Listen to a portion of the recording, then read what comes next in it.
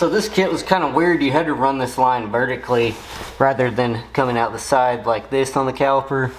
So you ended up having to run it up vertically.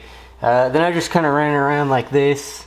I was going to start drilling a hole here, and then I realized this would work because I originally started moving this around. It's because I thought it was going to put strain up here on this line. You can see here it pushed it up a little bit, but it'll be fine. So I ended up just using the regular hole.